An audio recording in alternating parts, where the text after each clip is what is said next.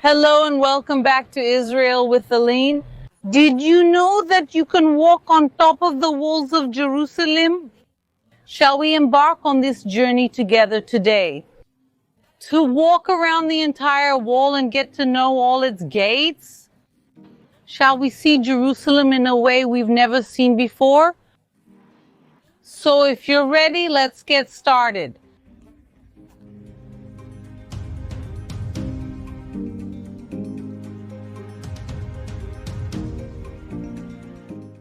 Let's start our tour here next to the Tower of King David, because hidden behind it is the climb to the walls. So come with me, let's go. Let's start by debunking the fake news or something like that. What we see here beside us, this large complex, is called the King David Tower Complex. The problem is that this place has absolutely nothing to do with King David. King David lived 3,000 years ago, and this part of the wall, this specific tower, was built 2,000 years ago by another king, by King Herod the Great. He built here 3 large towers. One of these towers is called the Tower of Patsael. But since here in Jerusalem the population does not like King Herod very much, over time the name was given in honor of the city's beloved king, King David. But now you know that King David's tower is not David's, but King Herod's. And now we're going to go up and see it from above. Let's go.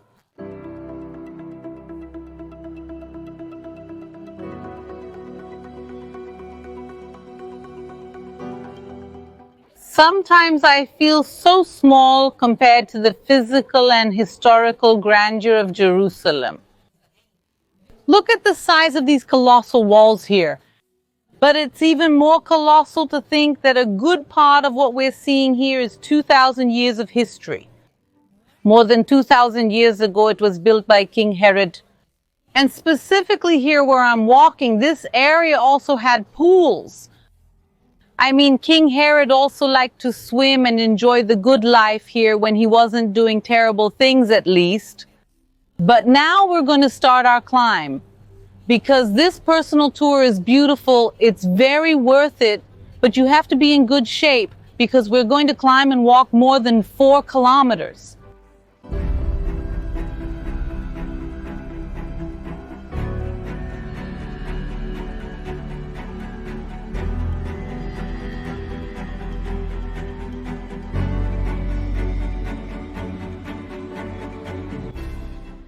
Look how amazing. We are walking on the walls of Jerusalem, but the question is, why does a biblical city, a historical city, need a wall, especially such a large wall? We have to remember that walls are for protection, and Jerusalem was destroyed 20 times and besieged more than 40 times. That's why having a wall, a resistant and well-planned wall, was literally a matter of life or death. And look at these windows, for example. Let's look through this one. The idea of these windows is that the soldiers who are here protecting the city could see the enemy troops approaching. They could shoot outside, but for someone who was outside to hit right inside this window was very difficult. And that's why when I walk here by the walls of Jerusalem, the walls remind me of the city's struggle for survival. A struggle that has lasted 4,000 years already. Look at what the city hall has put here. This model, there are several of these models scattered here on top of the walls, and each model represents a different war, a different historical period. So here we are seeing a model that represents one of the most modern wars that happened, the 6-Day War in 1967, but we didn't come here to talk about things that happened less than 100 years ago. We really want to know the ancient history, the biblical history of the city. And the first time a wall was built here in Jerusalem was 3,800 years ago by the Jebusites. The Jebusites were one of the Canaanite peoples who lived here in the region. So they built the first wall to defend the city. And now the question is that wall there almost 4,000 years old? The answer is no. What happens is the city's perimeter changes over time. In times of prosperity and also economic prosperity, the city grows and the wall also grows along with it. In times of destruction, the city may shrink. So the size of the perimeter of the wall and also its location will change. If we want to see the 3,800-year-old wall, it still exists, at least pieces of it to this day, but they are not in this part of the city, but they are in the part of the city called the City of David, which is the oldest part of the city. And so when we say that Jerusalem is almost 4,000 years old, it's not that all the buildings and the entire wall are almost 4,000 years old. Each part of it has a different age. We saw the part of the Tower of David where its side walls are a little over 2,000 years old. And this part that we are walking here, most of it is about 500 years old, by Sultan Suleiman the Magnificent of the Ottoman Turkish Empire. And I think that's one of the cool things about walking on top of the wall, because walking around here, we can see the different historical periods, the different neighborhoods. We can see things from up here that you can't see walking down there. So let's go on because we have a lot to see today. Let's go.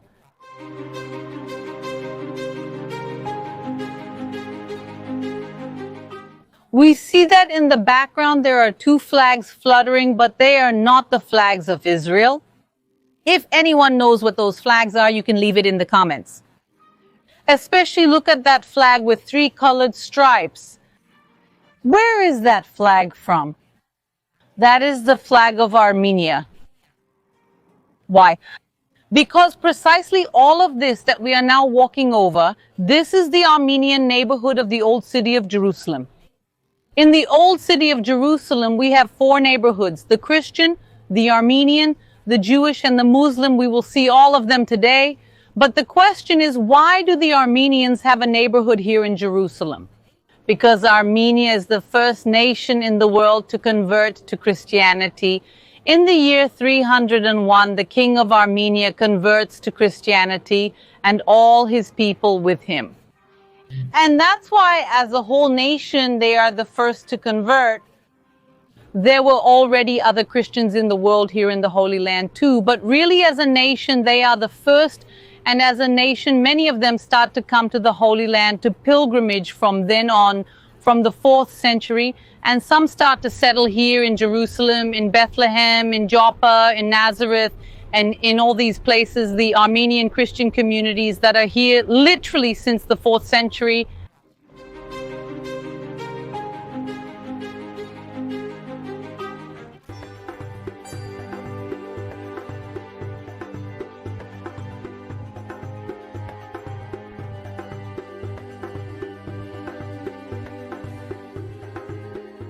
Behind us we see Mount Zion, where Jesus' Last Supper took place, Pentecost with the descent of the Holy Spirit. And we know that all this happened within the walls of Jerusalem, but if we look at today, clearly Mount Zion is outside the walls.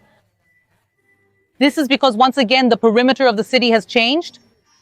In the golden times of Jerusalem, which is in the year 66 after Christ, the old city of Jerusalem was 3 times larger than it is today, and some things that are outside today, yes, are part of biblical Jerusalem. So don't always let the 500-year-old walls deceive us about a history that is 2,000 years old, like that of Mount Zion.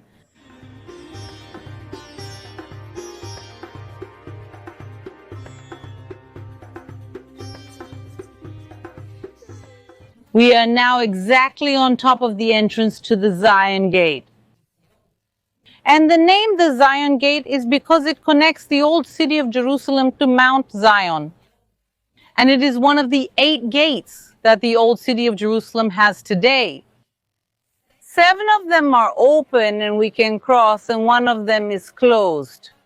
At least closed for now, which is the Golden Gate, which we will also pass in front of today. When we talk about the old city of Jerusalem and its surroundings, we always focus on the historical and biblical part.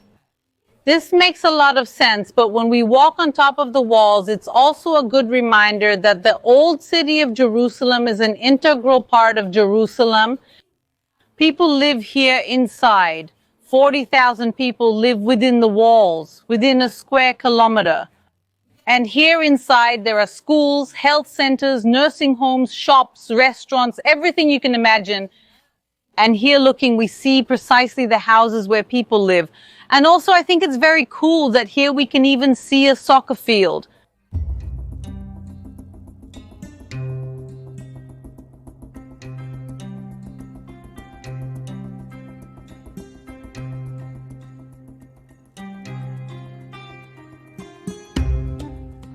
Look here to our left, all these buildings that we see are already part of the Jewish neighborhood. The length of the walls is 4 kilometers, but the height varies depending on which part we are. But just to give you an idea, the average height is 12 meters. We just came down from the walls. We are crossing through the garbage gate. I know the name is not very glamorous, but from here in ancient times, the city's garbage came out. And we went down and crossed because we are now going to continue following the walls, going around, because I want to show you from the front how the Golden Gate is today. Let's go.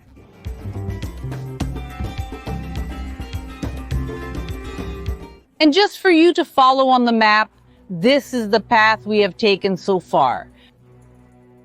But why did we have to come down from the walls? Why didn't we do everything but everything from above? Because it's a small stretch of the wall that is precisely this one we are seeing next to us, that the wall of Jerusalem is exactly the same wall of the outer wall of the Jerusalem temple complex. That is, behind this wall is Mount Moriah. This wall was not built by the Turkomans 500 years ago, but the oldest part of it was built 2,000 years ago by King Herod the Great. Including through these doors that we see marked here, they are called the Huldah gates. Probably through here Jesus also walked and entered this place. But since those who control the Temple Mount these days is the Waqf, which is a Muslim organization, they do not allow us to go all the way around on top. And that's why we had to come down here in this stretch that we saw at the trash gate, walk a little bit outside, and soon we will go back up. But there is a great advantage to the fact that we are here outside now, because here we can perfectly see the pinnacle of the temple. You are seeing here the corner of the wall. It is the same as the outer corner of the Jerusalem temple in the time of Jesus. And that place is where Jesus was tempted. Then the devil took him to the holy city and had him stand on the highest point of the temple and said to him, "If you are the Son of God, throw yourself down, for it is written, He will command His angels concerning you, and they will lift you up in their hands, so that you will not strike your foot against a stone." Jesus said to him, "It is also written, do not put the Lord your God to the test." Now I am exactly under the pinnacle, and we can see its height from here. And remember, the original height was much greater than what we are seeing at this moment. So we really get a better idea of what Jesus' temptation was like. This height is such that if a person jumped, they would not be able to survive. In this part, there is a mix of historical periods. The upper part of the wall is from the Ottoman Turkish period. It's about 500 years old. The largest stones that are underneath are Herodian from over 2,000 years ago. And there are also some stones that seem to be sticking out a bit. They are from the time of the return from the Babylonian exile, from the time of Nehemiah. So this is the eastern part of the walls of Jerusalem. and also the eastern wall of the Jerusalem temple complex. And as you can see in this whole area, the Muslims have built a large cemetery. So for several centuries now, there has been this Muslim cemetery, which also doesn't allow us to walk very close to the walls, but you can clearly see them here. This is the Golden Gate, which is also called the Messiah's Gate, the Gate of Mercy, or the Eastern Gate. And see what the Bible says about it.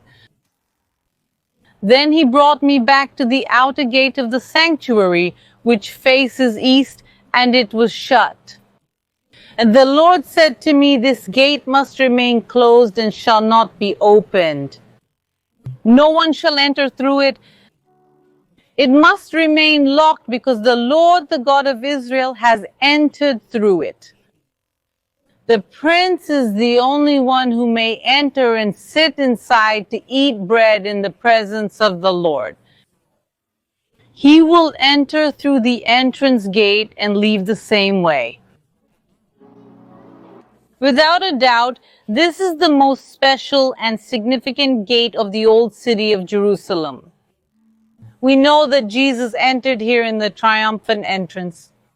We know that the prophecies spoke that it would be closed, and it really has been for several centuries. But the prophecies also speak of its reopening, which has not happened so far. I know there are many speculations and fake news saying that it opened, that it is opening, but as you can see, until this moment it remains closed, but we know that the day will come and this gate will be reopened. The eighth gate that is closed will one day reopen.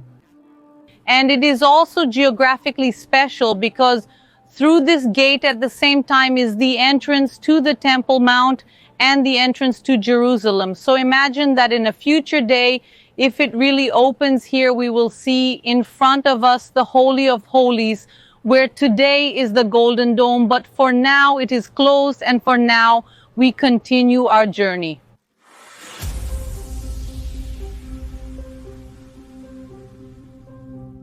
We are now in front of the Lion's Gate, or as it was known in the times of Jesus, the Sheep Gate. And from here we are now going to go up and return to walk along the walls. Come with me. And in this section we see here to our side the Muslim quarter, which is the largest of the four quarters today.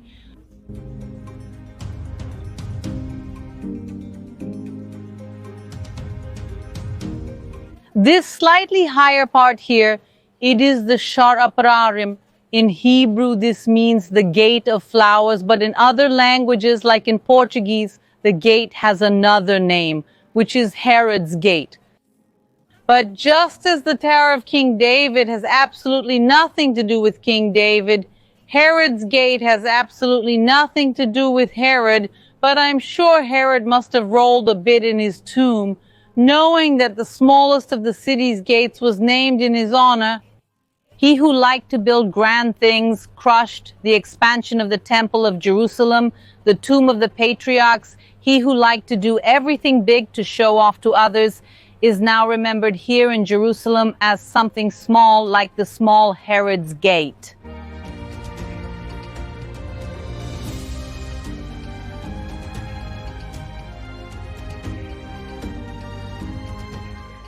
From here we see one of the most important places in Jerusalem, but it is not within the walls, but outside. Looking over there, we see a hill whose side is exposed. This is the famous Golgotha, the Mount Calvary. And next to it is the garden tomb with the empty tomb inside. And it was precisely on Mount Calvary, which was the site of Jesus' crucifixion. And an interesting thing that can be seen from here, but that most people don't know exists, is that on Mount Calvary there is a large Muslim cemetery, just like a cemetery was built in front of the Golden Gate a few centuries ago here too. A few centuries ago, a cemetery was built on Mount Calvary, and that's why Mount Calvary is inaccessible, because on top of it there is a Muslim cemetery, and therefore entry is only allowed for Muslims. And in front, there is also a Muslim bus station, and that's why the location of Mount Calvary is not accessible. But precisely this is an advantage of us being here so high in Jerusalem that we can see it from a distance and understand a little better what the geography of Jerusalem was like. That is, Jesus goes here through the city carrying the cross, he leaves the city walls, is crucified on Mount Calvary, and very close to Mount Calvary, he was placed in the tomb of Joseph of Arimathea.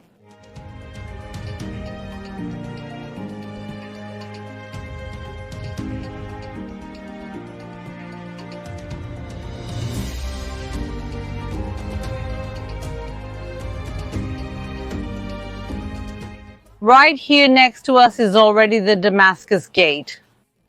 I've shown it to you several times on the channel. Down there, we saw its entrance, but now finally we are also walking on top of it. And here, the soldier, or rather the governor who is here, this is Sultan Suleiman the Magnificent, the same one who rebuilt the walls. So here's a tribute to him, because in the end, he made the Damascus Gate and most of the city gates. But look, I want to show you an incredible view. On one side, we see the old city, the Dome of the Rock. We also see the Christian neighborhood in the background from here. And crossing through the walls, we see here the new city of Jerusalem, and below us, the entrance to the Damascus Gate.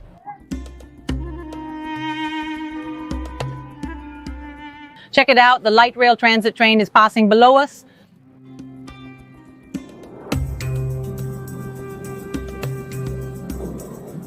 It's once again part of this Jerusalem mix, the modernity of a light rail transit next to things 2,000, 3,000, 4,000 years old. We also see the mix here. We see the Armenian, Christian, Jewish, Muslim neighborhood. That is, there's a little bit for everyone here in Jerusalem. And now under our feet is the new gate. Why this name? Precisely because it is much newer than the rest of the wall. This gate was only created in the 19th century, and that's why it carries this name.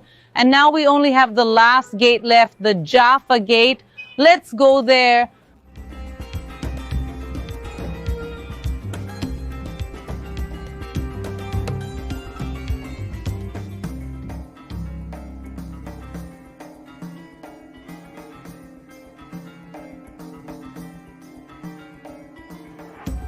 The walls of Jerusalem tell us the story of the wars of this city, of the great battles, armies, sieges, and a story that is not easy at all, but that is important to be told.